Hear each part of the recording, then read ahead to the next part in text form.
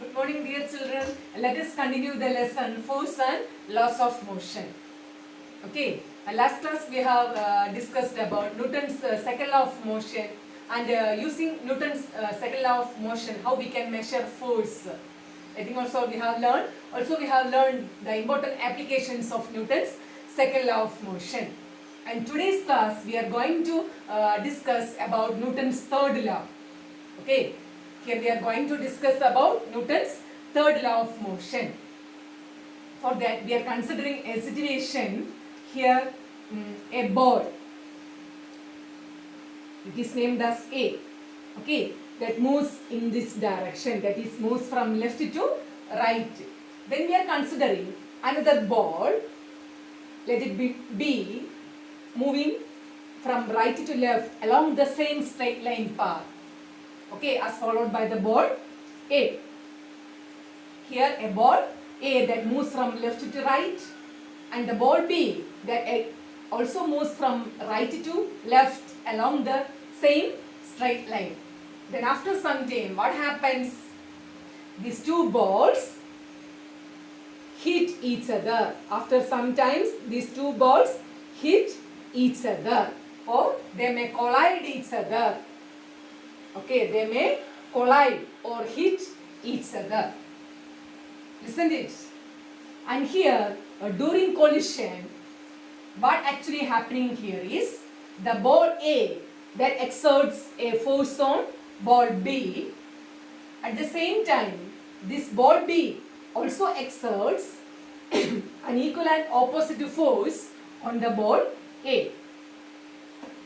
Okay, and during collision, the ball A exerts some force on ball B.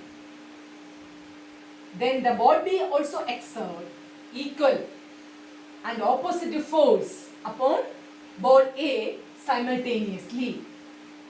Okay, and here the two forces are equal in magnitude but opposite in direction. One is from left to right and another force is from right to left.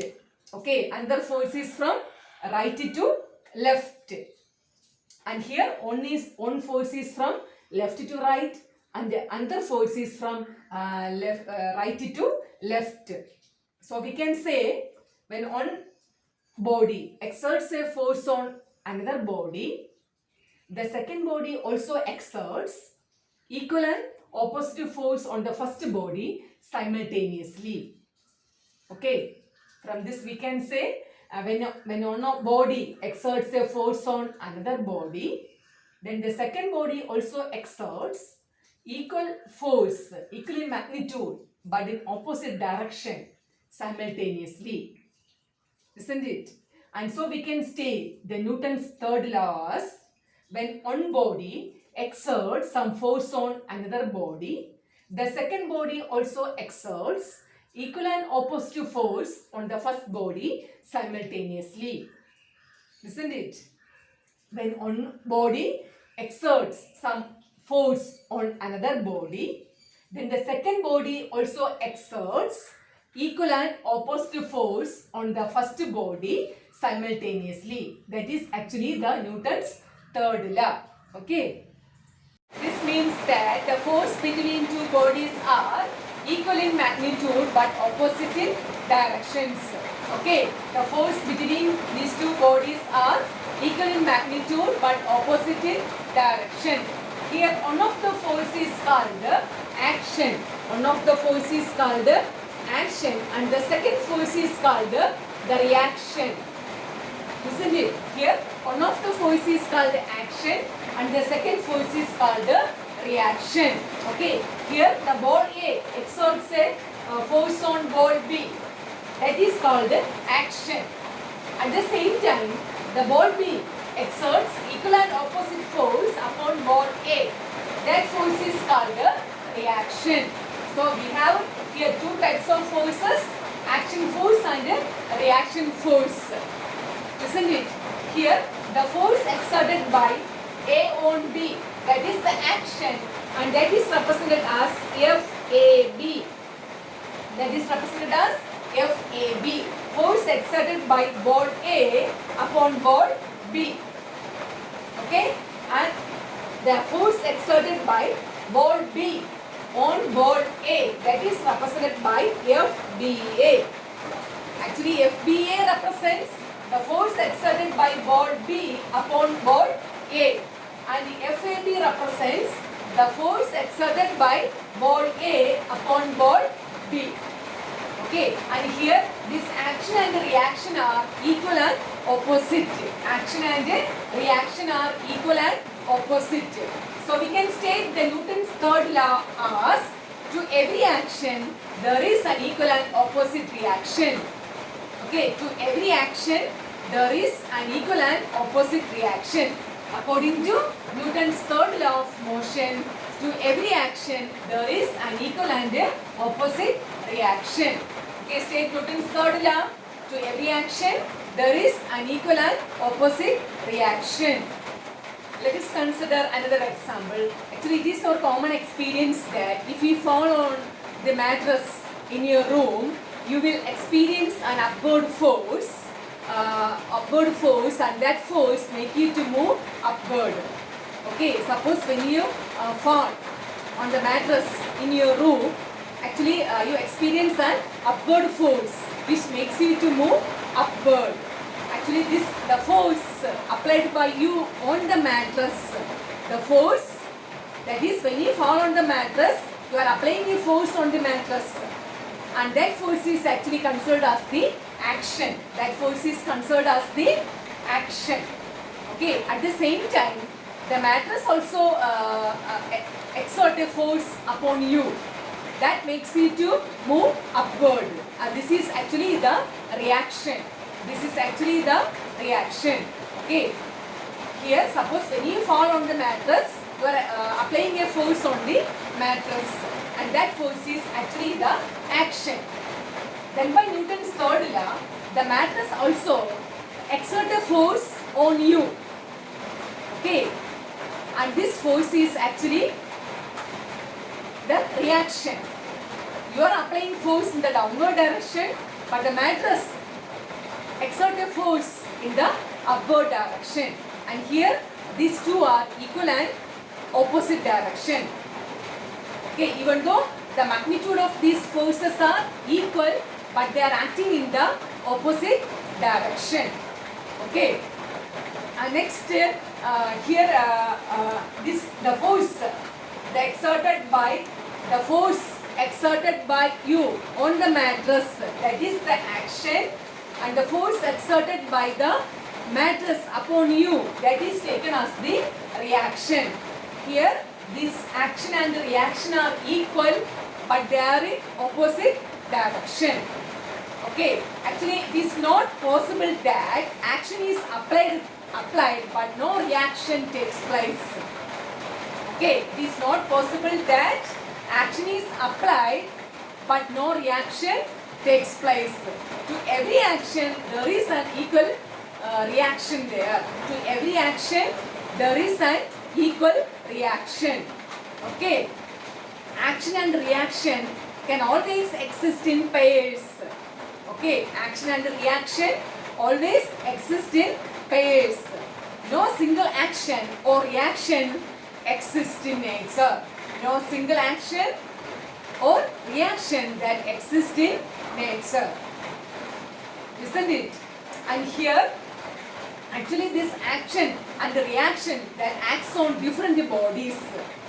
Okay, here the action and reaction that acts on different bodies.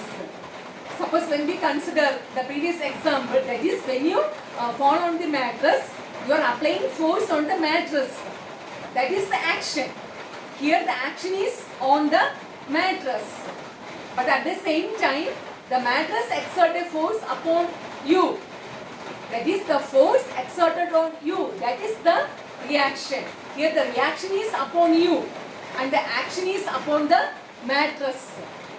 From this we can say this action and the reaction are acting on different bodies. Okay, the action and reaction are always acting on different bodies. And here the action is on the ball B in this example. Okay, the action is on the ball B and the reaction is on the board A. That means here action and reaction are acts on these different boards. They are not acting on the same body, or they are not acting on the single body. They are acting on different bodies. That is why this action and reaction are not cancel each other. Suppose if the two forces, that is the action and reaction are acting on the same body, they may cancel because they are equal and opposite. But here the action and reaction are acts on two different bodies. That is why even though they are equal and opposite, they may not cancel each other. Isn't it? Because they are acted on two different bodies. Okay, why the action and reaction are not cancel each other even though they are equal and opposite? Because they are acting on two different bodies. Here action and reaction are acting on two different bodies. Okay, so we can say by Newton's third law, to every action there is an equal and opposite reaction. Okay, that is about Newton's third law. Next we can see the important applications of Newton's third law of motion. And the first is action and reaction are involved in walking. Action and reaction are involved in walking. Okay, actually when we are walking, we push the ground backwards. Actually, this pushing force on the ground, that is actually the action. When we walk on ground, we pushes the ground. Okay, and this push on the ground, that is taken as the action. Then simultaneously the ground exerts equal and opposite force upon us, that is upon our feet. Okay, you know by Newton's third law, to every action there is an equal and opposite reaction. Okay, when we pushes the ground, that is when we are applying force with our feet on the ground also exerts equal and opposite force upon our feet. Okay, and this force exerted by the ground upon our feet, that makes us to walk on the ground. That is why we can walk. Okay, so the first application is action and reaction are involved in walking. Okay, when we are walking, we pushes the ground. Okay, and this push on the ground is taken as the action, and at the same time the ground also exerts equal and opposite force upon our feet, and this can be taken as the reaction. And this reaction force exerted by the ground upon our feet, that makes us to move in the forward direction, or that makes us to walk on the ground. Okay. And the second application is recoiling of the gun. Recoiling of the gun. Actually, when a bullet is fired from a gun, the gun that moves backward. And this backward movement of gun is actually called the recoiling of gun. Okay, when a bullet is fired from a gun, the gun moves backward. And this backward movement of gun is called the recoiling of gun. And here also the Newton's third law is actually involved here. That is, the action and reaction are involved in the process of recoiling of gun. Let's see how it is possible. Okay, and here actually what happening here is, when a bullet is fired from a gun, the bullet moves in the forward direction. Due to the action, the bullet moves in the forward direction. At the same time, the bullet exerts equal and opposite force on the gun. Okay, that is why the gun moves backward. Okay, and due to this reaction exerted by the bullet on the gun, it moves backward. The mass of the gun is very much greater than the mass of bullet. That is why the gun that recoils with a very small velocity. The gun that recoils with a very small velocity, because the mass of the gun is very much greater than the mass of the bullet. Okay, and due to this, it is advised that a gunman should hold the gun very tightly to the shoulder. Okay, to avoid injury due to the jerk of the gun. Isn't it? I'll repeat. Here, recoil of gun means when a bullet is fired from a gun, what will happen? The gun moves backward, and this backward movement of gun is called the recoiling of gun.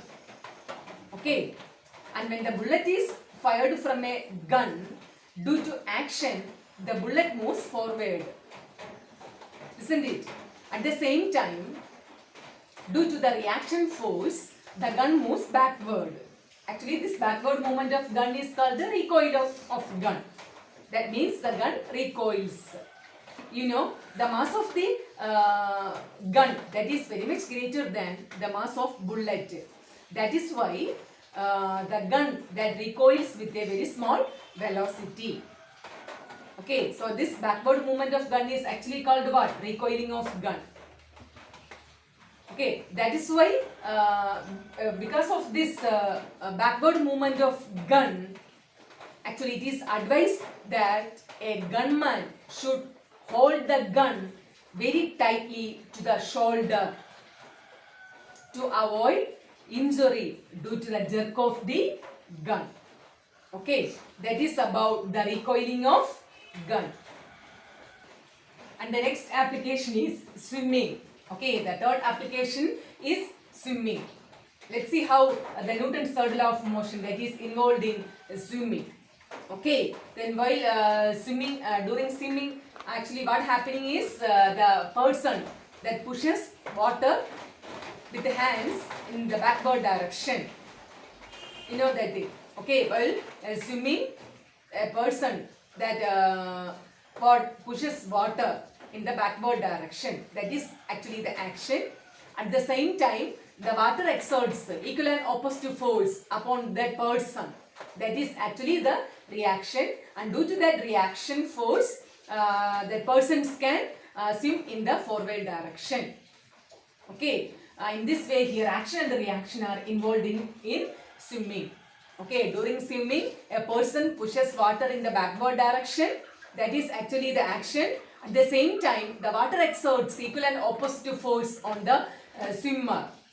Okay, that is the reaction, and this reaction force that enables that person to swim in the forward direction.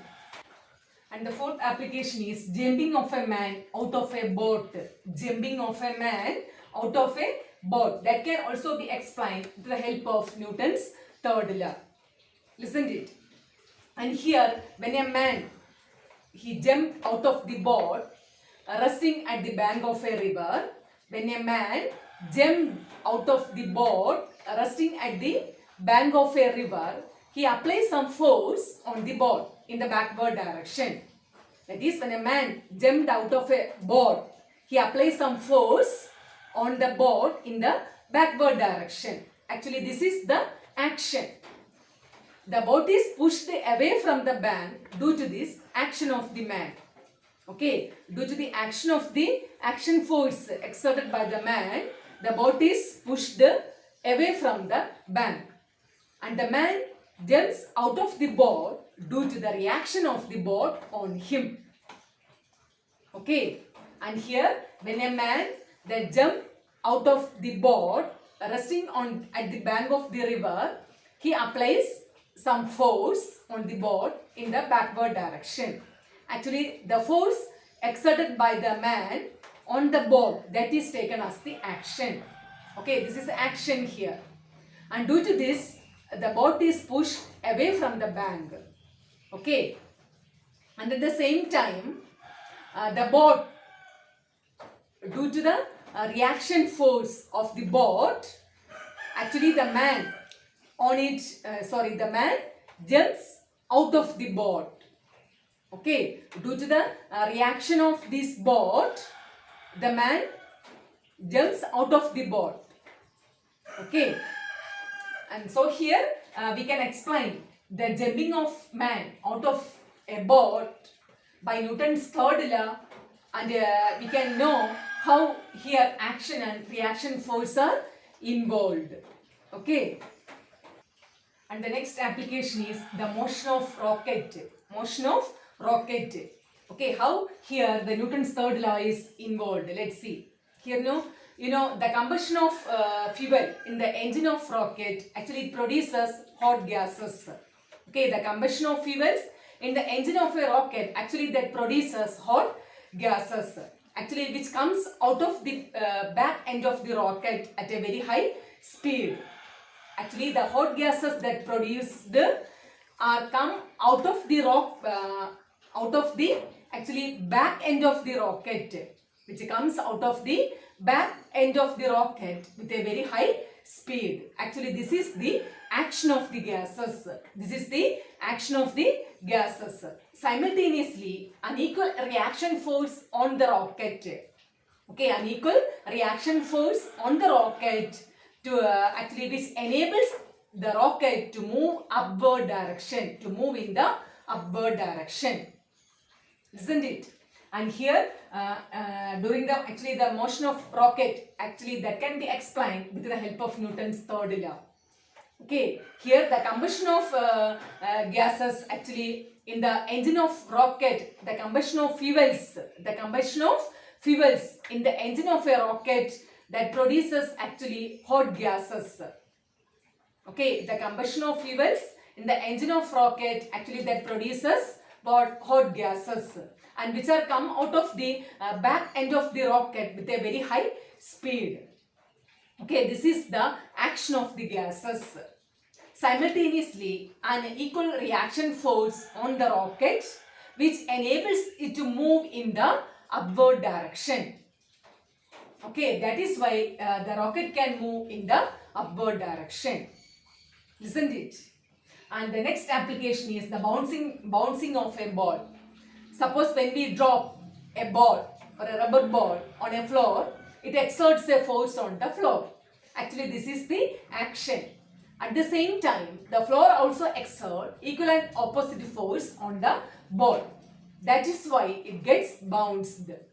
Okay, when we drop a ball on the floor, what happens? It exerts a force on the floor. At the same time, the floor exerts equal and opposite force on the ball. That is why the ball gets bounced. Okay. And the next application is a fireman holds hose pipe very tightly. Okay, a fireman should hold hose pipe very tightly. And this can be explained by Newton's third law. Okay, a fireman directs the powerful stream of water to raise the fire to put it off. Okay, a fireman should direct the powerful stream of water to raise the fire to put it off. I think you know. And when water comes out at a very high speed in the forward direction, okay, it applies equal and opposite force on the hose pipe in the backward direction. Okay, the force on the water, that is actually the reaction. The water that comes out of this hose pipe with very high speed.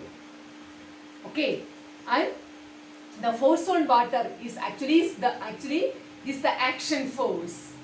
At the same time, the water exerts equal and opposite force on the hose pipe in the backward direction. Okay, so a fireman holds the hose pipe tightly. Okay, a fireman should hold the hose pipe very tightly to prevent it from moving backward. Okay, and here you can understand the involvement of action and reaction forces. Okay, and here the fireman direct the powerful stream of water to raise the fire to put it off.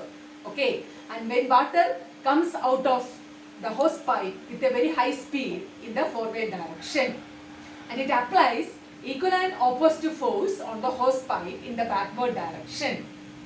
Okay, hence a fireman holds the hose pipe tightly to prevent it from moving backwards. Okay, that is the last application of Newton's third law. Okay, children, and today's class actually you learned Newton's third law of motion.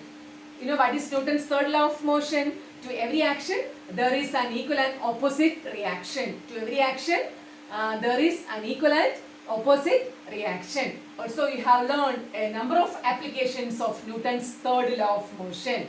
Okay, then how we can walk, then how action and the reaction are involved in walking. I think you learned. Then in swimming, during swimming, how action and the reaction forces are involved. I think also you learned. Then the recoiling of gun, then the motion of rocket, then bouncing of what?